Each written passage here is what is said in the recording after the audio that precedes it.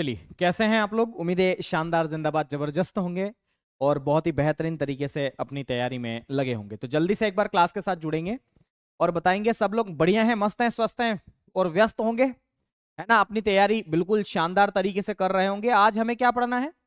तो आज हमें जो शुरुआत करनी है, दरअसल वो करनी है आपकी पूंजी बाजार के बारे में, कैपिटल मार्केट, जैसे सेबी और इनके बारे में हम बातचीत करेंगे। लेकिन उससे भी पहले अगर मैं आपसे चर्चा करूं तो हमें जो है वो किसके बारे में चर्चा करनी है? तो अभी समितियों के बारे में हम पढ़ रहे थे, है ना? समितियों समितियों के बारे में हम चर्चा कर रहे थे ना, कि कौन कौन सी कमिटीज का संबंध किससे है, ऐसी हम चर्चा कर रहे थे। और मेरे ख्याल से ज्यादा बातें हमने नहीं की थी इसके अंदर, काफी कम बातें हमने की थी। तो हम उसके बारे में थोड़ा सा डिस्कशन करते हैं। आपकी कमेंट्स को एक मिनट में थोड़ा सा स्क्रॉल डाउन कर लेता हूं, रुकिए जरा।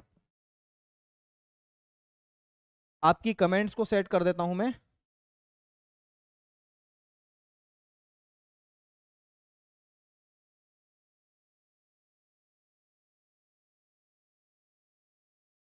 ओके, राधे राधे, नमस्ते नमस्ते नमस्ते। आइए जरा, कल हमने काफी कुछ समितियों के बारे में चर्चा कर ली थी और मेरे ख्याल से दीपक पारेख समिति लास्ट में, मुझे याद आ रहा है कि दीपक पारेख समिति के बारे में हमने डिस्कशन किया था। आज उससे आगे की कुछ समितियों के बारे में बातचीत करेंगे। तो प्रमुख समितियां,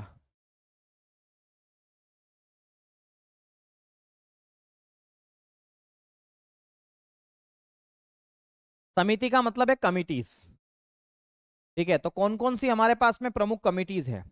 तो दीपक पारेख कमेटी के बारे में मैंने लास्ट में आपको बताया था कि दीपक पारेख समिति जो है उसका संबंध किससे है। तो याद रखना मेरे साथियों, उसका संबंध किससे है? दीपक पारेख पारेख संबंधी समिति का तो अवसंरचना के सुधार से संबंधित है ना? उसके आगे की हम चर्चा करते हैं। हाँ, हो गया था दीपक पारेख, ओके। अगला लिखना, तारापोरे समिति, पूंजी खाते में परिवर्तनशीलता से इनका संबंध है। क्या लिखेंगे? तारापोरे समिति, तारापोरे समिति, तारापोरे समिति, पूंजी खाते में परिवर्तनशीलता,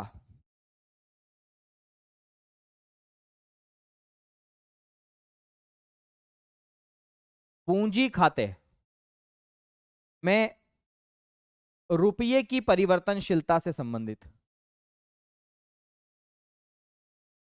पूंजी खाते, खाली याद रखना है कि पूंजी खाती में, पूंजी खाते में, पूंजी के खाते में रुपये की परिवर्तनशीलता, परिवर्तनशीलता से संबंधित,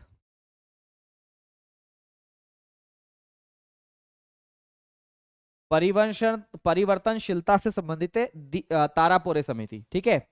कौन सी कमेटी है मेरे साथियों? तारापोरे कमेटी है। तो तारापोरे कमेटी का संबंध रुपये की आपकी परिवर्तनशीलता से। इसके अलावा लिखना गौडगिल समिति, गौडगिल समिति का संबंध एग्रीकल्चर फाइनेंस से है। किससे? एग्रीकल्चर फाइनेंस, कृषि वित्त बोलते हैं इसको आप। तो लिखेंगे गौडगिल समिति, गौडगिल समिति, और इसमें लिखेंगे कृषि वित्त से, एग्रीकल्चर फाइनेंस से, कृषि वित्त से, कृषि वित्त से। गौडगिल समिति कृषि वित्त से संबंधित है। कृषि वित्त, एग्रीकल्चर फाइनेंस से है कि एग्रीकल्चर सेक्टर में किसान भाइयों को फाइनेंस मिलना चाहिए कि नहीं मिलना चाहिए? बोले हाँ, बिल्कुल मिलना चाहिए, उससे संबंधित है। वैसे ही मेरे साथियों जानकी रमन पैनल है, जानकी रमन कमेटी, ये प्रतिभूति घोटाले से संबंधित है। तो लिखेंगे जानकी रमन समिति, जानकी रमन समिति, कभी कभी इसे पैनल बोल देते हैं, जानकी रमन पैनल। और इसका संबंध किससे? प्रतिभूति घोटाले से, प्रतिभूति घोटाले, प्रतिभूति घोटाले से,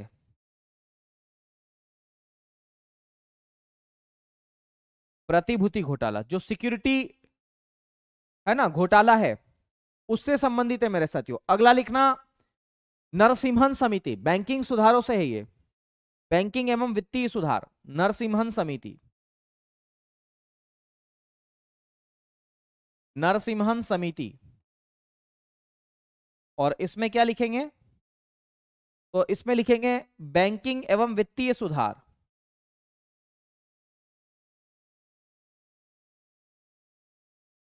बैंकिंग एवं वित्तीय सुधार, बैंकिंग एवं वित्तीय सुधार से है ये, बैंकिंग एवं वित्तीय सुधार, फाइनेंशियल रिफॉर्म से है।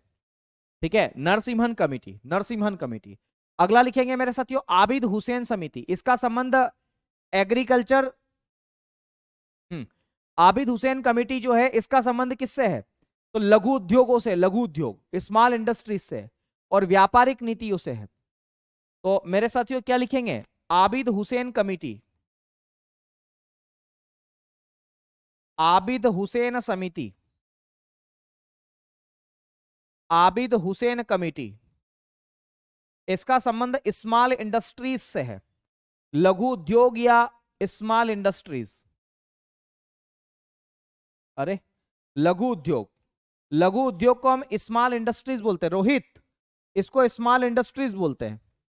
ठीक है, तो स्मॉल इंडस्ट्रीज, लघु उद्योग, स्मॉल इंडस्ट्रीज, है ना। तो आबिद हुसैन कमेटी लघु उद्योग एवं, है ना, लघु उद्योग के साथ साथ स्मॉल इंडस्ट्रीज के साथ साथ मेरे साथियों अगर हम बात करें तो जो व्यापारिक नीति है ना, कमर्शियल पॉलिसी, उससे रिलेटेड है, एवं व्यापारिक नीति से। तो व्यापारिक नीति से है किसका संबंध? तो याद रखना है आबिद हुसैन कमेटी का संबंध है। किसका संबंध है? आबिद हुसैन समिति, आबिद हुसैन कमेटी बोलते। एक थी एनके सिंह समिति, ये एफआरबीएम अधिनियम से संबंधित है, एफआरबीएम। ठीक है, तो याद रखना मेरे साथियों कौन सी कमेटी मैंने बताया? NK Singh committee, NK Singh समिति, NK Singh committee, NK Singh committee. ठीक है, एनके सिंह, तो एनके सिंह कमेटी जो है उसका संबंध किससे? एफआरबीएम एक्ट से, FRBM act, fiscal responsibility and budget management. ठीक है, एफआरबीएम अधिनियम से, fiscal responsibility and budget management, FRBM ही याद रखो आप, तो एफआरबीएम अधिनियम से, एफआरबीएम अधिनियम से। एनके सिंह समिति, एफआरबीएम अधिनियम।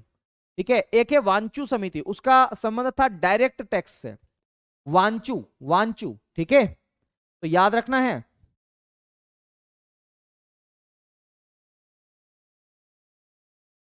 अगला लिखेंगे वांचू कमेटी, वांचू, वांचू समिति। और वांचू समिति का संबंध किससे है? तो मैंने आपको बताया डायरेक्ट टैक्स से है, प्रत्यक्ष कर से है। तो प्रत्यक्ष कर से, डायरेक्ट टैक्स, डायरेक्ट टैक्स किससे है? प्रत्यक्ष कर से, डायरेक्ट टैक्स से, डायरेक्ट टैक्स। वैसे ही मेरे साथियों मैं आपको बताता हूं एक कमेटी का नाम है, और उसका नाम है आपका शिवरमन समिति, जिसने नाबार्ड की स्थापना की थी, है ना, शिवरमन कमेटी, शिवरमन समिति। तो लिखेंगे नाबार्ड की स्थापना की सिफारिश,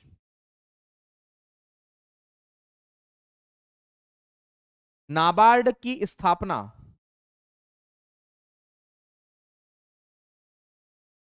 की सिफारिश।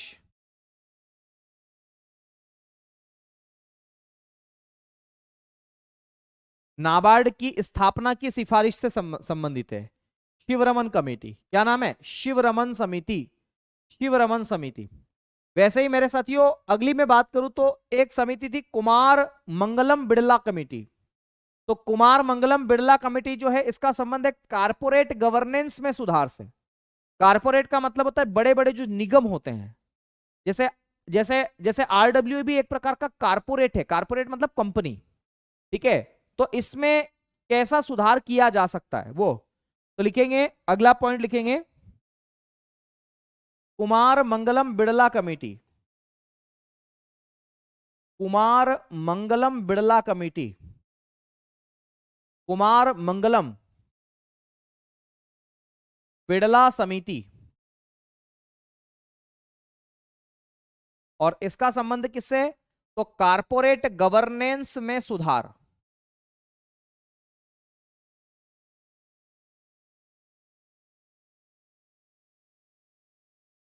कारपोरेट गवर्नेंस में सुधार,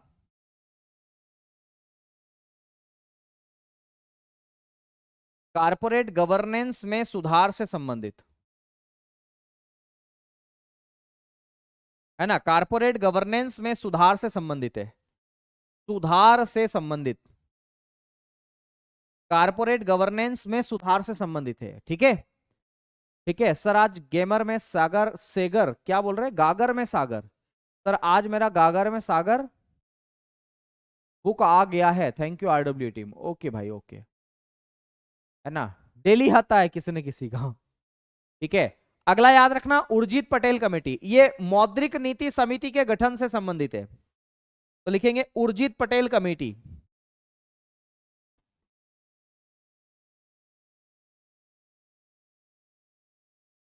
उर्जित पटेल समिति, उर्जित पटेल कमेटी, मौद्रिक नीति समिति, मॉनेटरी पॉलिसी कमिटी, है ना, मॉनेटरी पॉलिसी कमिटी, मौद्रिक नीति समिति हिंदी में बोलते हैं इसे, मौद्रिक नीति समिति, मौद्रिक नीति समिति, इसको बोलते हैं मॉनेटरी पॉलिसी कमिटी। रोहित, इसको मॉनेटरी पॉलिसी कमिटी बोलते हैं। मेरे प्यारे भाई, मैं कल जो पीडीएफ लाऊंगा उसमें हिंदी और अंग्रेजी दोनों का प्रयोग करूंगा। ठीक है, सॉरी फॉर दैट। मतलब आज मैं हर चीज को देखो अंग्रेजी में लिखवाना बड़ा मुश्किल है यार, फिर वो क्लास आधी ही रह जाती है। अगर मैं आज ये भी नहीं करवा पाऊंगा अगर दोनों को हिंदी इंग्लिश में लिखूंगा तो। ठीक है, यार मैं ध्यान रखता हूं फिर भी। मौद्रिक नीति समिति एमपीसी, मॉनेटरी पॉलिसी कमिटी, है ना, से संबंधित है। किसका नाम है? उर्जित पटेल कमेटी, उर्जित पटेल, है ना। एक कमेटी है मेरे साथियों जिसका नाम है रघुराम राजन कमेटी। रघुराम राजन जो है, मैं आपको ये सर आवाज थोड़ा तेज करिए, आवाज की कमी है। ओके, रघुराम राजन कमेटी जो है इसका संबंध फाइनेंशियल इंक्लूजन से है, वित्तीय समावेशन से और वित्तीय स्थिरता, फाइनेंशियल स्टेबिलिटी से। तो याद रखना मेरे साथियों, अगली जो कमेटी है उसका नाम है रघुराम राजन, रघुराम राजन कमेटी, रघुराम राजन समिति, रघुराम राजन समिति, है ना, रघुराम राजन समिति। ठीक है, रघुराम राजन समिति, इसका संबंध किससे है? तो इसका संबंध है वित्तीय समावेशन से, फाइनेंशियल इंक्लूजन, है ना, वित्तीय समावेशन। मैं आपको ऐसे बता चुका हूं कि वित्तीय समावेशन होता क्या है ना, पर फिर भी मैं आपको बताता हूं। वित्तीय समावेशन, फाइनेंशियल इंक्लूजन बोलते हैं आप इसे, वित्तीय समावेशन एवं वित्तीय स्थिरता, वित्तीय समावेशन एवं वित्तीय स्थिरता, फाइनेंशियल स्टेबिलिटी, वित्तीय समावेशन एवं वित्तीय स्थिरता, स्थिरता से, है ना। वित्तीय समावेशन का मतलब होता है फाइनेंशियल इंक्लूजन और वित्तीय स्थिरता का मतलब होता है फाइनेंशियल स्टेबिलिटी। अब आपके मन में यह सवाल आएगा गुड्डू कि फाइनेंशियल इंक्लूजन क्या होता है, वित्तीय समावेशन क्या होता है? तो ऐसे तो मैं बैंकिंग में आपको बताया हूंगा, नहीं बताया तो सुनो। फाइनेंशियल इंक्लूजन का मतलब है हर लोगों का बैंकिंग अकाउंट ओपन करना, बैंक अकाउंट ओपन करना, या वंचित वर्गों को, गरीबों को, हर व्यक्ति को, महिलाओं को, सबको बैंकों के खातों से जोड़ना। आ गई बात समझ में? बैंकों के खातों से जोड़ना, उनका बैंकिंग अकाउंट ओपन करना, इसको बोलते हैं वित्तीय समावेशन। ठीक है, और वित्तीय स्थिरता का मतलब है फाइनेंशियल स्टेबिलिटी। ऐसा नहीं कि पैसा जा रहा है आ रहा है, ऐसा नहीं, स्टेबिलिटी होनी चाहिए, है ना, रुकाव होना चाहिए। तो रघुराम राजन पैनल आप इससे संबंधित है, रघुराम राजन पैनल, रघुराम राजन समिति बोलते हैं। ठीक है, अच्छा, स्वामीनाथन समिति का संबंध किससे? स्वामीनाथन कमेटी तो जनसंख्या नीति से है। ठीक है, तो लिखेंगे स्वामीनाथन समिति, स्वामीनाथन समिति जनसंख्या नीति से संबंधित है ये। पॉपुलेशन पॉलिसी, जनसंख्या नीति, ठीक है। अच्छा, इसके अलावा गरीबी से संबंधित कौन कौन सी कमिटीज है, उसके बारे में भी मैं डिस्कशन कर देता हूं। बहुत सारी ऐसी कमिटीज है जिसका संबंध गरीबी से है। जैसे एक है अलग समिति, अलग कमिटी बोलते हैं, समिति को कमिटी बोल देते हैं। एक है रंगराजन समिति, एक है सुरेश तेंदुलकर समिति,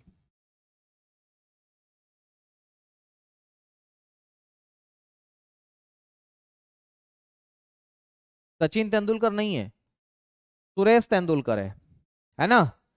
इसके अलावा एक है लकड़वाला समिति,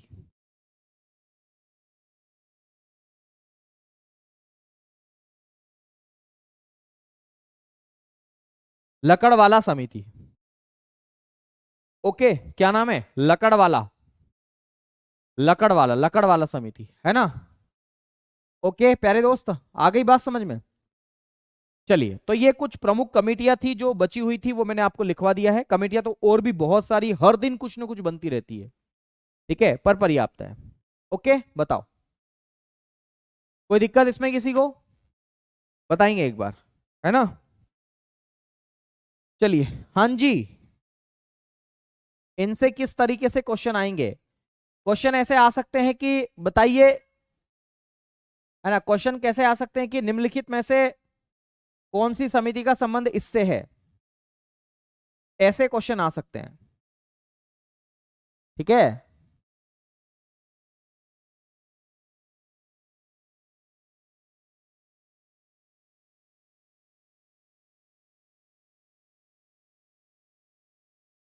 चलिए भाई, बहुत बढ़िया।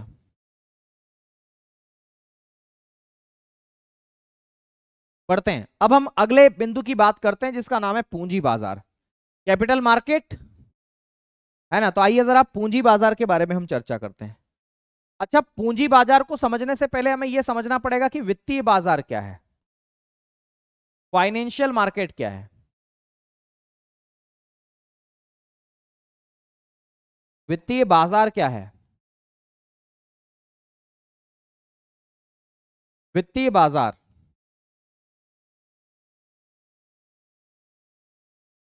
फाइनेंशियल मार्केट आप इसे बोलते हैं।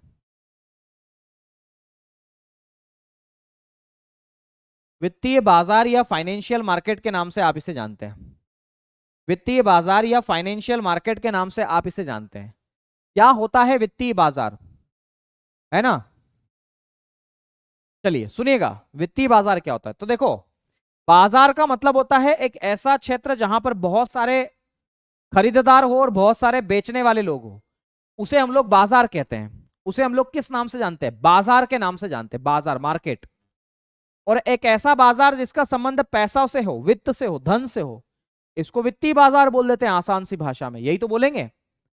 तो हम क्या बोलेंगे, वित्तीय बाजार एक ऐसा बाजार जिसका संबंध धन से हो, एक ऐसा बाजार जिसका संबंध वित्त से हो,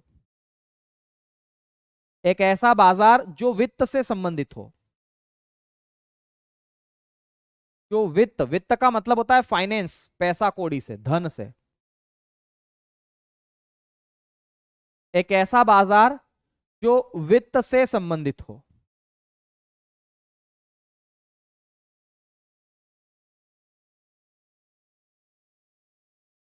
ठीक है। एक ऐसा बाजार जिसका संबंध वित्त से हो, पैसा से हो, उसे वित्तीय बाजार बोलते हैं, ठीक है। उसे किस नाम से जानते हैं, वित्तीय बाजार के नाम से जानते हैं, ठीक है। वित्तीय बाजार के नाम से आप उसे जानते हैं, ठीक है। या ऐसा भी लिख सकते हैं जिसमें वित्त का लेन देन हो, या जिस बाजार में वित्त का लेन देन हो, वित्त मतलब पैसा, धन, जिस बाजार में वित्त का लेन देन हो, वित्त या धन या पैसा, है ना, इसको हम फाइनेंस बोलते हैं ऐसे,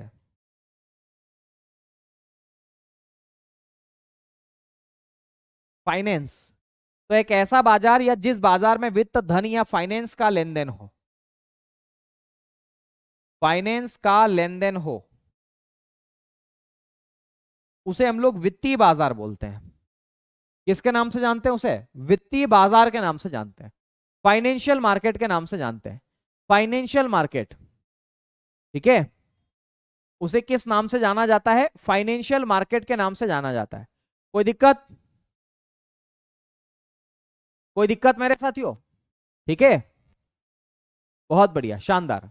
उम्मीद करता हूं ये बात आपको समझ में आ गई होगी। ठीक है, अब याद रखना मेरे साथियों, ये जो बाजार होता है, वित्तीय बाजार, ये दो प्रकारों का होता है। ठीक है, ये कितने प्रकार का होता है? दो प्रकार का होता है, दो प्रकार। तो जहां पर पैसों का लेन देन हो उसे वित्तीय बाजार बोलते हैं। और इसके कितने प्रकार है? तो इसके दो प्रकार है। इस वित्तीय बाजार के कितने प्रकार है? दो प्रकार। कितने प्रकार है इसके? दो प्रकार है। सबसे पहला जो प्रकार है उसे बोलते हैं मुद्रा बाजार, मनी मार्केट बोल देते हैं, मुद्रा बाजार, मुद्रा बाजार।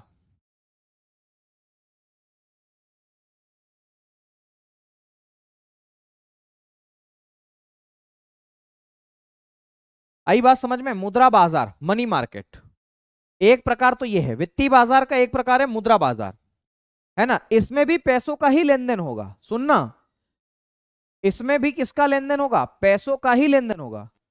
पर यहां पर जो पैसों का लेन देन होगा वो कम समय के लिए होगा। कम समय का मतलब है अल्पकाल के लिए। ठीक है, तो मुद्रा बाजार में क्या होता है? तो जिसमें वित्त का लेन देन,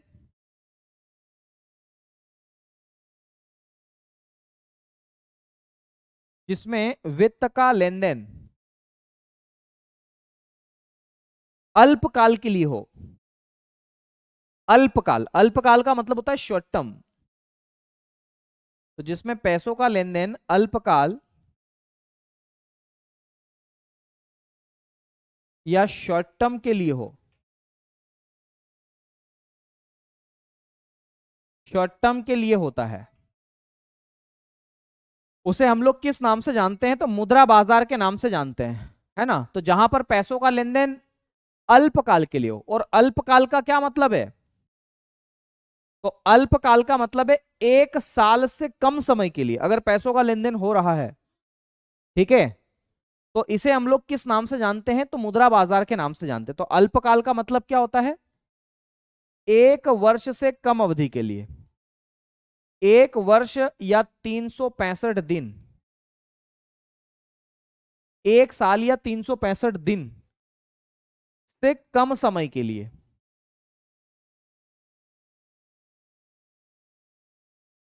ठीक है, अगर पैसों का लेन देन 365 दिन या एक साल से कम के लिए अगर लेन देन हो, एक साल से कम समय के लिए अगर पैसों का लेन देन हो, तो उसे मुद्रा बाजार के नाम से जाना जाता है। किसके नाम से जाना जाता है? मुद्रा बाजार, मनी मार्केट आप इसे बोल देते हैं। ठीक है, और इसका सबसे बढ़िया उदाहरण कौन सा है? बैंक, है ना। इसका सबसे बढ़िया उदाहरण कौन सा है? बैंक। बैंक मेरे साथियों इसका उदाहरण है।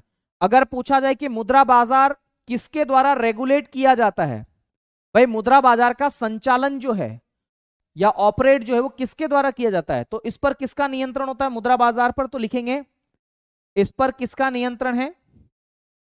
तो इस पर किसका कंट्रोल है? मुद्रा बाजार पर किसका कंट्रोल है? तो मुद्रा बाजार पर आरबीआई का कंट्रोल है, या आरबीआई के द्वारा यह नियंत्रित किया जाता है। आरबीआई मुद्रा बाजार को रेगुलेट करता है। सवाल आता है कि मुद्रा बाजार किसके द्वारा रेगुलेट किया जाता है? तो आरबीआई के द्वारा रेगुलेट किया जाता है। फिलहाल के लिए इतना, ठीक है। दूसरा मेरे साथियों, दूसरा प्रकार है इसका जिसे बोलते हैं पूंजी बाजार। दूसरा जो है उसी को हम बोलते हैं पूंजी बाजार।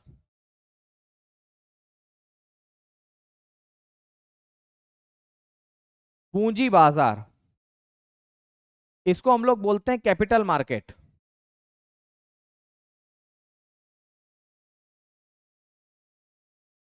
कैपिटल मार्केट, इसमें पैसों का लेन देन जो होता है वो एक साल या 365 दिन से ज्यादा अवधि के लिए होता है।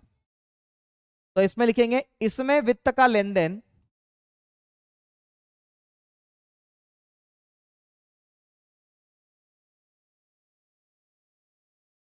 इसमें वित्त का लेन देन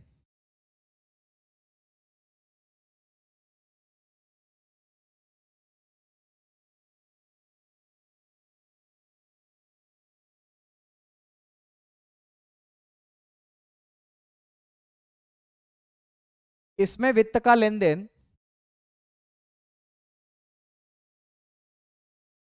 1 वर्ष या 365 दिन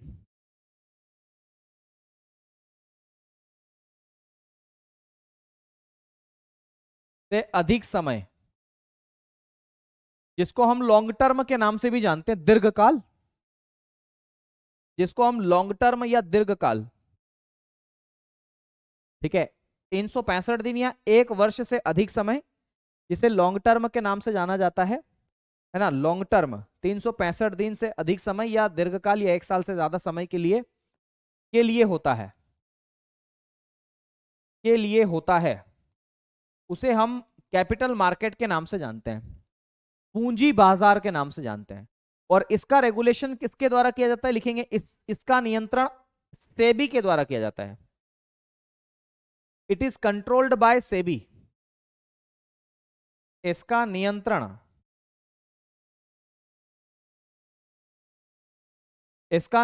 SEBI, securities and exchange board of India बोलते हैं। तो इसका नियंत्रण सेबी द्वारा किया जाता है।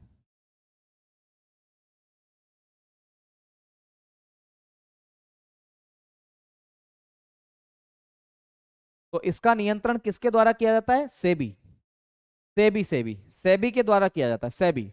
ठीक है, ओके गुरुजी, शॉर्ट फॉर्म का फुल फॉर्म की एक शॉर्ट फॉर्म का फुल फॉर्म की एक क्लास लीजिएगा, कल ले ली तुषार मैंने कल, ठीक है, ओके बढ़े आगे। SEBI, securities and exchange board of India के नाम से आप इसे जानते हैं, इसके द्वारा रेगुलेट किया जाता है, ठीक है, इसके द्वारा इसको रेगुलेट किया जाता है। ओके चलिए, बहुत बढ़िया, शानदार, ठीक है, क्या बात है, बहुत बढ़िया। अच्छा, अगर आपसे यह पूछा जाए कि पूंजी बाजार के कौन कौन से उपकरण हैं, तो फिलहाल के लिए मैं आपको यहां पर बता दे रहा हूं, मैं इसको आगे आपको समझाऊंगा इसके कौन कौन से टूल्स हैं।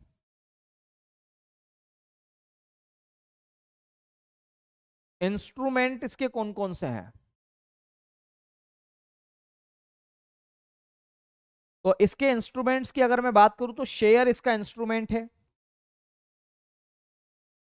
ऋण पत्र कैसे हम डिबेंचर बोलते हैं, शेयर हो गया, है ना, ऋण पत्र डिबेंचर बोल देते हैं, बॉन्ड,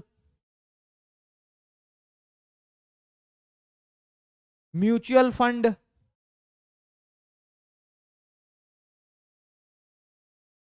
ये सारे के सारे इसके उपकरण हैं आदि। अब आपके मन में सवाल आएगा, सर शेयर क्या होता है, डिबेंचर क्या होता है, बॉन्ड क्या होता है, सब पढ़ाएंगे, सब होगा, ठीक है, सब होगा, चिंता मत करो, ठीक है, चलो। हाँ, अगर आप चाहें तो मुद्रा बाजार में भी उपकरण लिख सकते हैं, यहां लिख लो आप, इसके उपकरण कौन कौन से हैं, इसके इंस्ट्रूमेंट कौन कौन से हैं, तो लिखेंगे टी बिल, ट्रेजरी बिल इसका पूरा नाम है, ट्रेजरी बिल, ठीक है, ट्रेजरी बिल बोलते हैं इसको। इसी के साथ में कमर्शियल पेपर या कमर्शियल बिल भी आप इसे बोल सकते हैं, वाणिज्यिक पत्र, है ना, वाणिज्यिक पत्र आप इसे बोलते हैं, वाणिज्यिक पत्र, कमर्शियल पेपर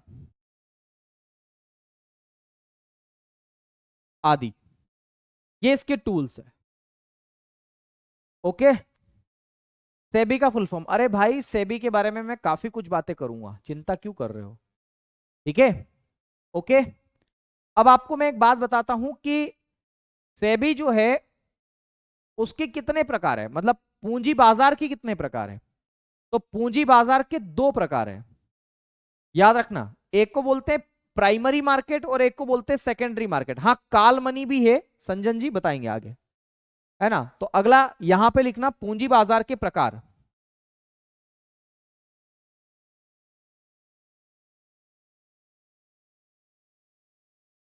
पूंजी बाजार के प्रकार कौन कौन से हैं? तो इसके दो प्रकार हैं। एक को हम बोलते हैं प्राथमिक पूंजी बाजार, प्राइमरी कैपिटल मार्केट। प्राथमिक पूंजी बाजार,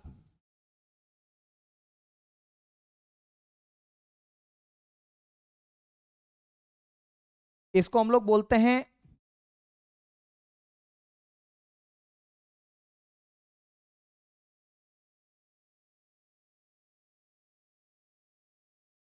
प्राइमरी कैपिटल मार्केट। प्राथमिक पूंजी बाजार के नाम से आप इसे जानते हैं, प्राथमिक पूंजी बाजार। ठीक है। इस प्राथमिक पूंजी बाजार को हम एक और नाम से जानते हैं, इसे न्यू इश्यू मार्केट के नाम से भी जानते हैं, न्यू इश्यू, है ना। इसका दूसरा नाम क्या है? तो इसे हम बोलते हैं न्यू इश्यू मार्केट।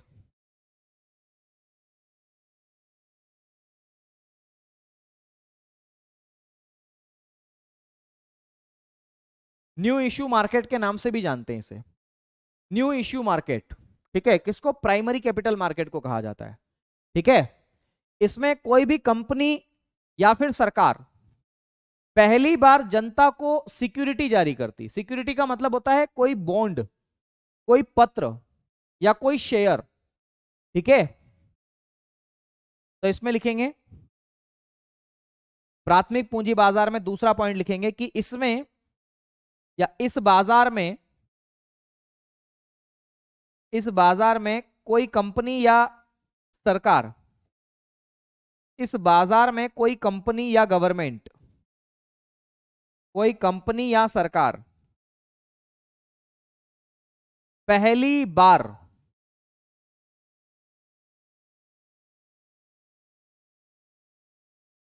प्रतिभूति, प्रतिभूति को हम बोलते हैं सिक्योरिटी। बॉन्ड बोल दें, शेयर बोल दो, कुछ भी बोल दो, है ना, या शेयर भी आप इसे बोल दो। ठीक है। सिक्योरिटी का मतलब होता है कोई कागज का टुकड़ा जो सरकार ने जारी किया है। तो मैंने लिखा इस बाजार में कोई कंपनी या सरकार पहली बार प्रतिभूति या शेयर जारी करती है। शेयर जनता के लिए जारी करती है, जनता के लिए जारी करती है, जनता के लिए इशू करती है, इसीलिए इसे न्यू इशू मार्केट कहा जाता है, पहली बार जारी करती है। ठीक है। ओके, बढ़े आगे बढ़े। ठीक है ना। ओके। ठीक है। दूसरी बात, ये जो बाजार है प्राइमरी कैपिटल मार्केट, ये बाजार की एक विशेषता ये है कि ये कैपिटल फॉर्मेशन जो है, पूंजी निर्माण का प्रत्यक्ष स्रोत है, डायरेक्ट सोर्स है। तो इट इज अ, लिखेंगे हिंदी में, लिखो पहले, यह पूंजी निर्माण का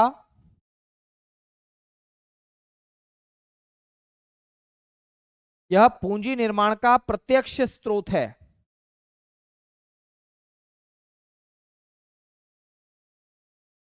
कैपिटल फॉर्मेशन का डायरेक्ट सोर्स है।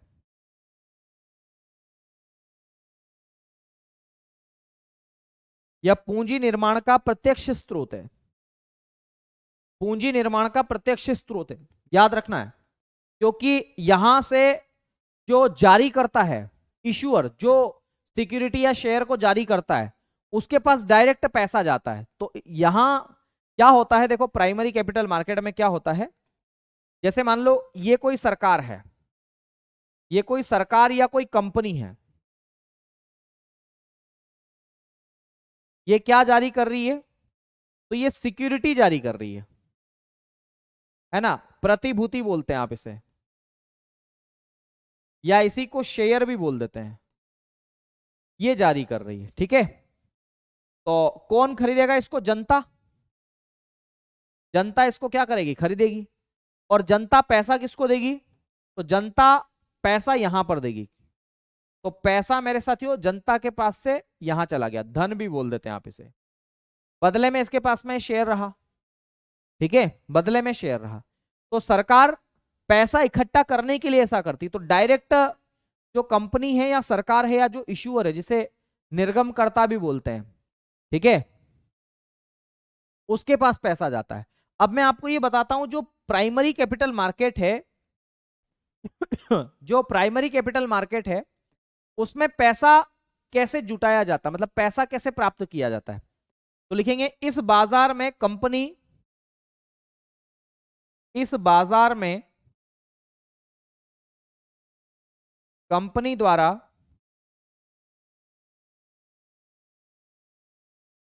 वित्त जुटाने के तरीके कौन कौन से हैं।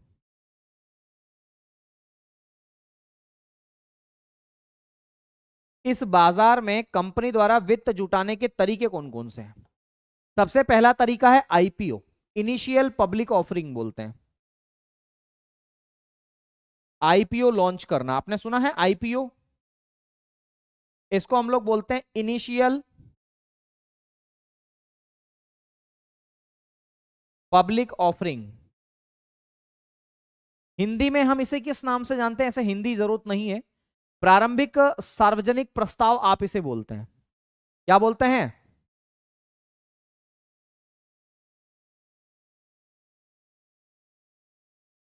ठीक है, ओके। तो आप इसे किस नाम से जानते हैं मेरे साथियों, तो प्रारंभिक प्रस्ताव के नाम से आप इसे जानते हैं, प्रारंभिक प्रस्ताव के नाम से आप इसे जानते हैं मेरे साथियों। तो प्रारंभिक सार्वजनिक प्रस्ताव आप इसे बोल देते हैं, प्रारंभिक सार्वजनिक प्रस्ताव, प्रारंभिक सार्वजनिक प्रस्ताव के नाम से आप इसे जानते हैं, प्रारंभिक सार्वजनिक प्रस्ताव के नाम से आप इसे जानते हैं, ओके, प्रारंभिक सार्वजनिक प्रस्ताव के नाम से आप इसे जानते हैं, ठीक है मेरे प्यारे दोस्त। प्रारंभिक सार्वजनिक प्रस्ताव, आईपीओ, ठीक है।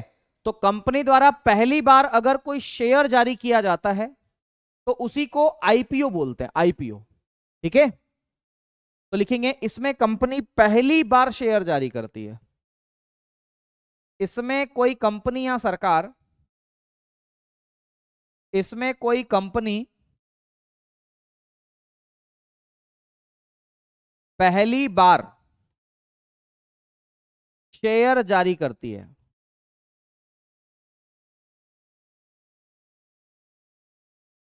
तथा जनता से पैसा जुटाती है,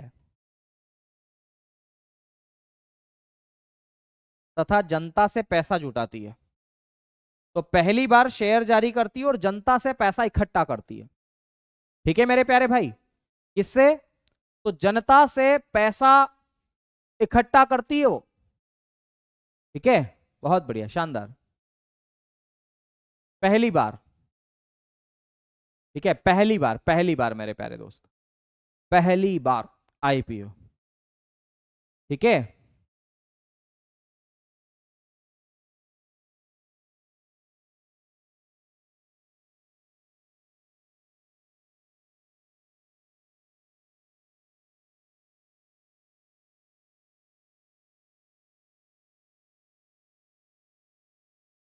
सर शेयर क्या होते हैं, शेयर का मतलब होता है हिस्सा, अंश,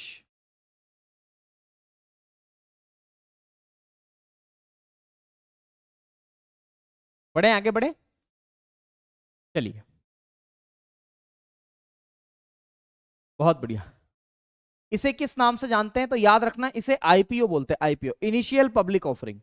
तो अगर सवाल ये पूछा जाए, अगर सवाल ये पूछा जाए कि बताओ जो प्रारंभिक पूंजी बाजार होता है उसके अंदर मेरे साथियों, प्रारंभिक पूंजी बाजार में क्या होता है, तो इन्वेस्टर और जो कंपनी होती है उसके बीच में डायरेक्ट रिलेशन होता है, सही कि गलत है, ठीक है। चलिए लिख लो, लिख लो भाई, जिसने नहीं लिखा है वो लिख लो। अब हम सेकेंडरी मार्केट के नाम से जानते हैं, मतलब कैपिटल मार्केट के दो प्रकार है, प्राइमरी मार्केट और अब हम लिखेंगे सेकेंडरी मार्केट,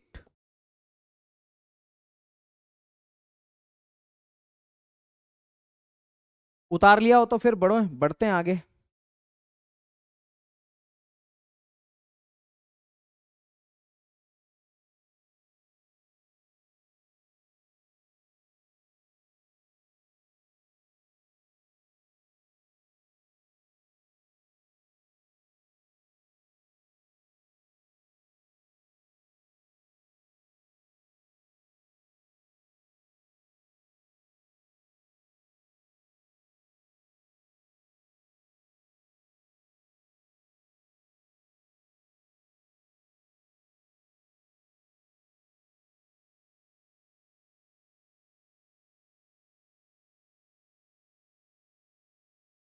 हम्म,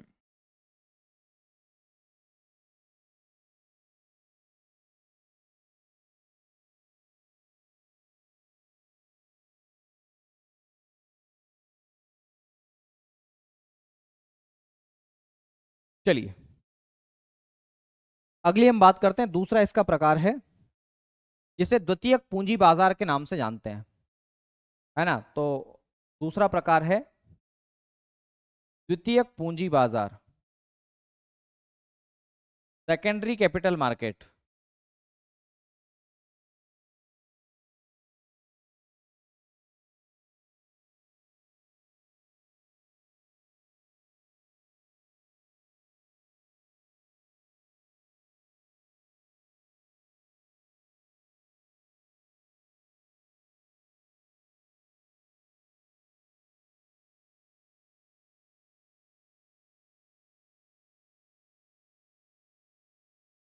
सेकेंडरी कैपिटल मार्केट के नाम से आप इसे जानते हैं, है ना। द्वितीयक पूंजी बाजार आप इसे कह देते हैं आसान सी शब्दावली में।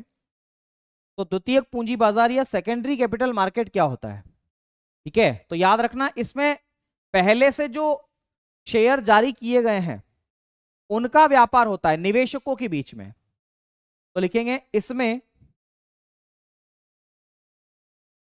कंपनी द्वारा जारी, कंपनी द्वारा पूर्व में जारी, इसमें कंपनी द्वारा पूर्व में जारी शेयरों का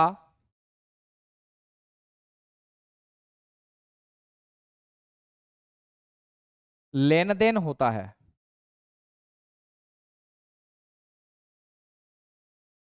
इसमें कंपनी के द्वारा जारी मतलब पूर्व से जारी शेयरों का लेन देन हो रहा है, ठीक है। किस किस के बीच में, निवेशकों से निवेशकों के बीच में। तो लिखेंगे इसमें शेयर का लेन देन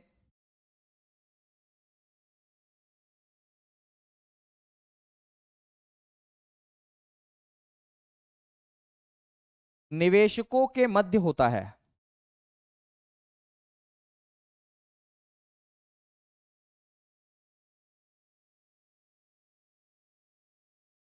इसमें शेयर का लेन देन निवेशकों के बीच में, इन्वेस्टर्स के बीच में होता है, इन्वेस्टर के बीच में ही होगा, याद रखना है, ठीक है। इसमें कंपनी को पैसा नहीं मिलता, इसमें निवेशक शेयर को खरीदते बेचते हैं और उनसे उनको लाभ मिलता है, ठीक है। आ गई बात समझ में। तो लिखेंगे इस बाजार से या इस बाजार से किसी कंपनी को, इस बाजार से किसी कंपनी को पूंजी नहीं मिलती,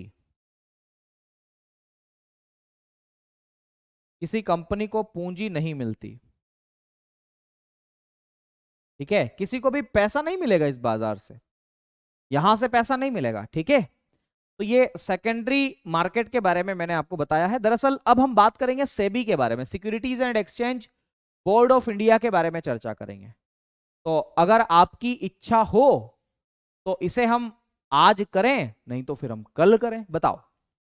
ठीक है, कल करते हैं इसको, सेबी को हम कल करेंगे। अब इसका सेकेंड पार्ट आपका कल होगा, ठीक है।